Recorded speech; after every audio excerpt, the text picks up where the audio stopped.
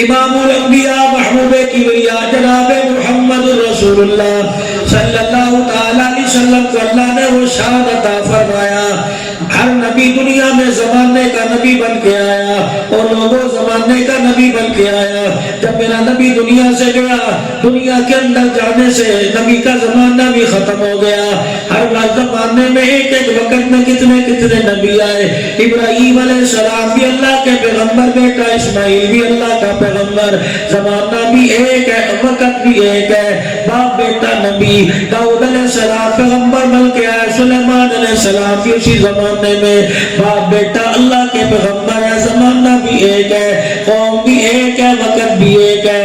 موسیٰ علیہ السلام اللہ کے پیغمبر بن کے دنیا میں تشریف لائے. بھائی ہارون کو بھی اللہ نے تاج نبوت سر پہ سجا دیا. دونوں بھائی ایک وقت میں نبی ہے. حضرت ابراہیم اسماعیل نبی بن کے آئے, بھتیجا لوط علیہ السلام بھی اللہ کا نبی بنا دیا گیا.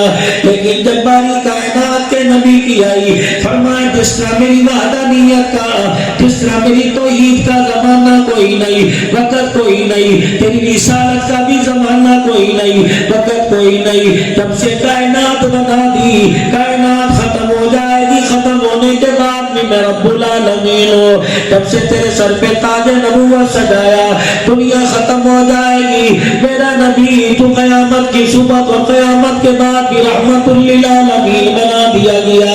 جو نبی دنیا کے اندر آئے, پروردگار عالم نے جو کوئی نہ کر سکتا ہو, اللہ نے نبی کے ہاتھ سے کروا کے اس کام کو معجزہ قرار دے دیا. دنیا سے نبی گیا, اس کا معجزہ بھی ساتھ چلا گیا.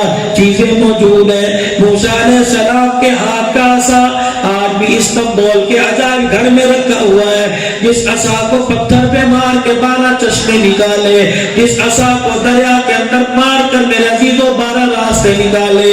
ڈنڈا موجود ہے, ساری دنیا کے ولی مل جائے, ساری دنیا کے غوث قطب ابدال مل جائے, اس ڈنڈے کو پکڑے نہ اژدہا بن سکتا ہے, نہ مارے میرے عزیزوں, نہ پتھروں سے پانی نکل سکتا ہے. کیونکہ جس ہاتھ سے معجزہ دکھایا تھا, نبی دنیا سے گیا, ہاتھ دنیا سے چلا گیا, جانے کے بعد معجزہ ختم ہو گیا ہے.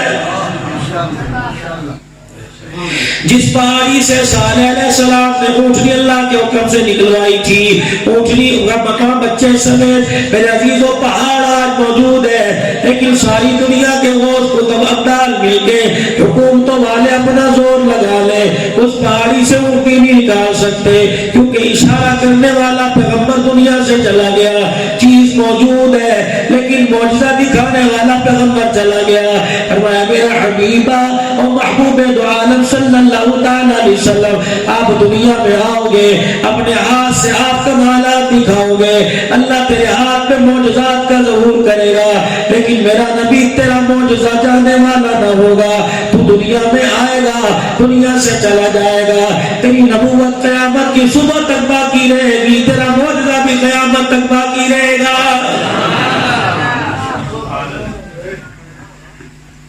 آپ حضرات نے سنا ہوگا, آپ حضرات نے سنا ہوگا, حضور علیہ السلام نے جب آخری حج, پہلا اور آخری حج کیا, مدینے پاک سے آپ نے اعلان کیا, میرے بلال اعلان کر دے, اللہ اکبر. حضرت بلال حبشی نے اعلان کر دیا کہ جس نے رسول پاک علیہ السلام کے ساتھ حج کرنا ہے اپنی سواری کے ساتھ آ جائے.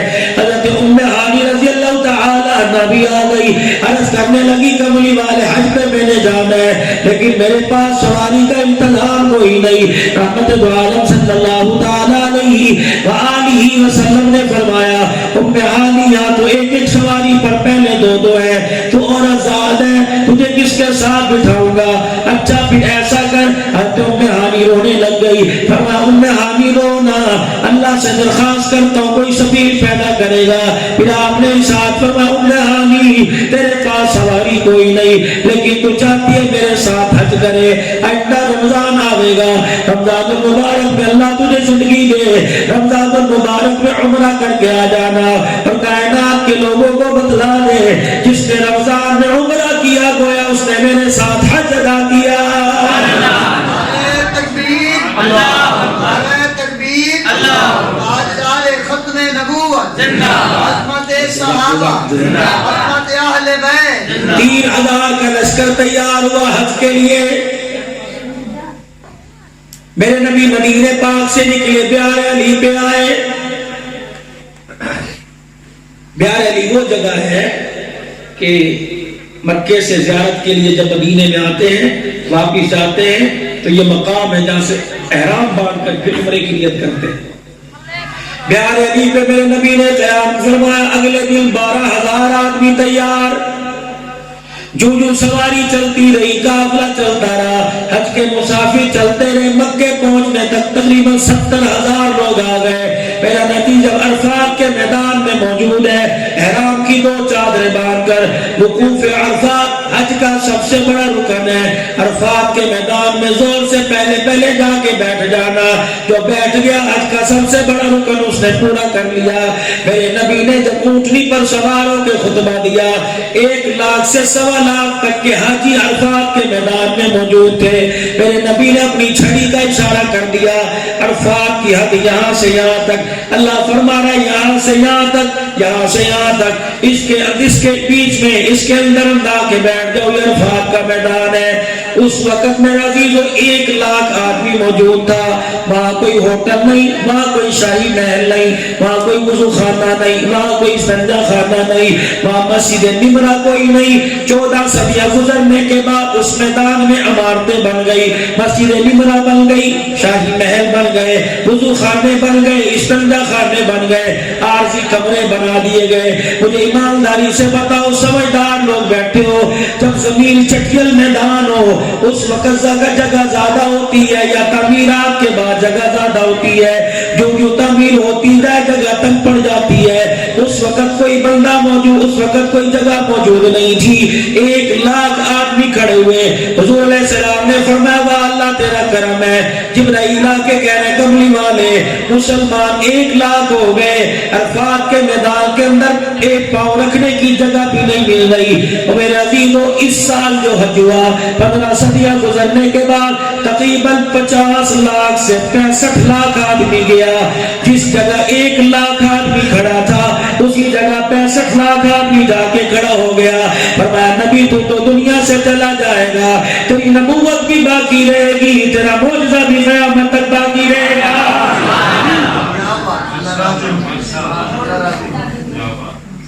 یہاں 200 آدمیوں کی جگہ ہو تو سال بھی 200 کی ہوگی, بلکہ اور کوئی الماری وغیرہ بن جائے 250 ہو جائے گی. عرفات کا میدان علماء اکرام بیٹھے ہیں, کسی سے پوچھ لو بڑا کوئی نہیں, جتنا تھا اتنا ہی. لیکن یہ 65 لاکھ آدمی کہاں سے آ گیا؟ فرمایا پیغمبر جتنا تو دل بڑا لے کے آیا اتنا میدان بھی بڑا کر دوں گا.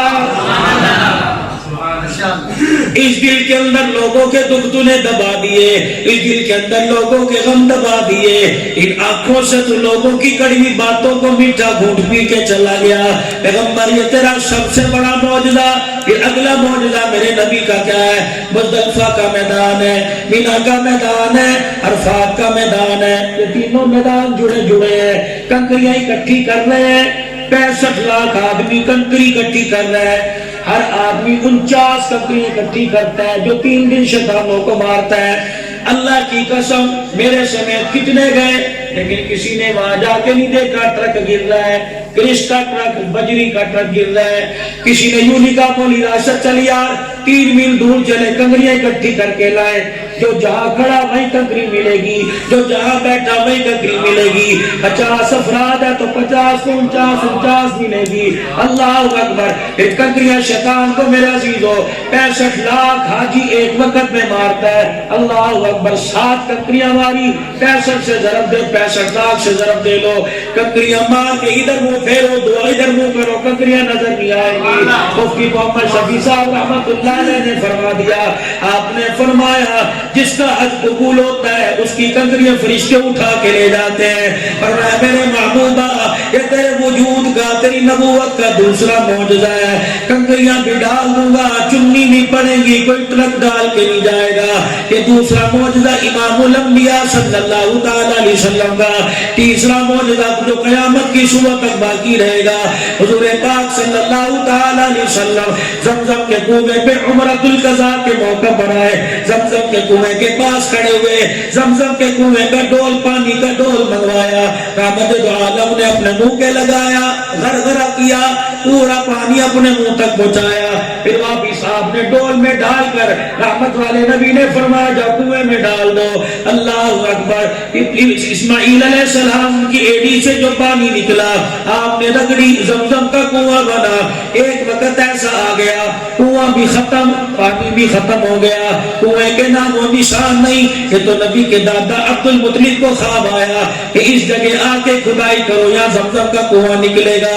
اسماعیل کی ایڑی سے نکلا، نکل کے بند ہو گیا۔ جب رحمت دو عالم نے آ کر پانی پیا، پھر جھوٹا اس کنویں میں اڈیل لیا، پھر کنویں کے کنارے پہ کھڑے ہو کے کہا میرے جھوٹے کی برکت یہ ہے، اللہ کی عزت کی قسم ہے، نہ قیامت تک زمزم کا کنواں خالی ہوگا نہ اس کا پانی بدبودار ہوگا۔ فرمایا او لوگو، حج کرنے تو چیتا چیتا لوگ آئیں گے، لیکن نتھو والا میں جلسہ کرنے جاؤ گے۔ عبد الحنان صدیقی نتھو والا میں جلسہ کرنے جائے گا، میاں کاشف صاحب کہاں جائے گا، اللہ اکبر، شیخ بخاری صاحب کہاں جائے گا، مولانا دیر صاحب تجھے بلائیں گے، جا کے ہاتھ کھڑے کروا لینا۔ حج کتنوں نے کیا؟ 10 بھی 12 ہو جائیں گے، 15 ہو جائیں گے۔ جب پوچھے گا زمزم کتنوں نے پیا تو 5 سال کے بچے سے 85 سال کا بوڑھا ہاتھ کھڑا کر دے گا، میں نے بھی پیا، میں نے بھی پیا، مجھے میری عزت کی قسم ہے میرے نبی تیرا دوسرا معجزہ یہ۔ اللہ اکبر، پہلی امتوں کو نبی ملا، نبی کا جھوٹا نہ ملا، نبی کے جانے کے بعد نبوت بھی ختم، زمانہ بھی ختم، تیری نبوت بھی قیامت کی صبح تک رہے گی، تیرا معجزہ بھی قیامت کی صبح تک رہے گا، اور تیرا جھوٹا پانی بھی قیامت کی صبح تک رہے گا۔ اللہ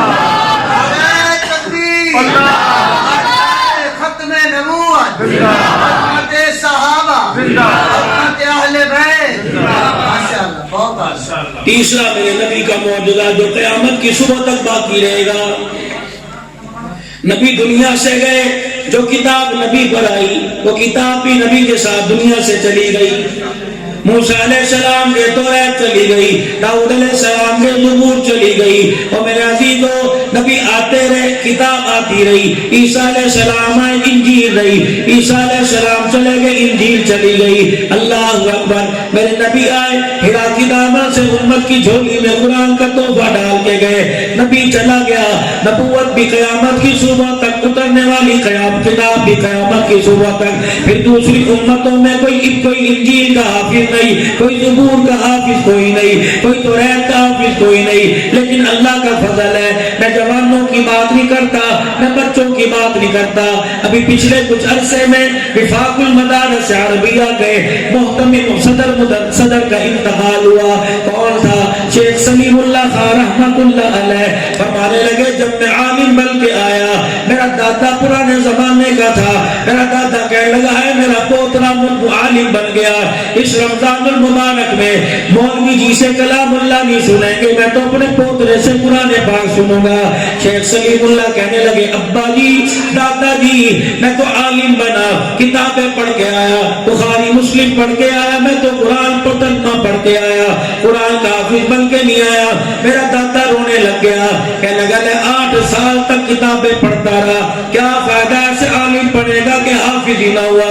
کہ میرے دل پہ یہاں چوٹ لگی، میں نے کہا چاچا دادا اللہ کرے رمضان آوے دیکھا جاوے گا۔ میں نے اللہ سے مانگنا شروع کر دیا، ادھر رمضان المبارک کا چاند نظر آنے کے لیے 1 دن باقی رہ گیا، میں نے صبح سے لے کر سپارہ یاد کیا، چاند نظر آیا، میں نے پہلا پارہ تراویح میں سنا دیا، اگلے دن میں نے تیاری کی، شیخ سلیم اللہ کہتے ہیں میں نے دوسرا پارہ سنا دیا، تیسرے دن تیاری کی، میں نے تیسرا پارہ سنا دیا۔ اللہ کی عزت کی قسم ہے، ادھر رمضان مکمل ہوا، ادھر سلیم اللہ کا قرآن مکمل ہو گیا۔ یہ میرے نبی کا معجزہ ہے۔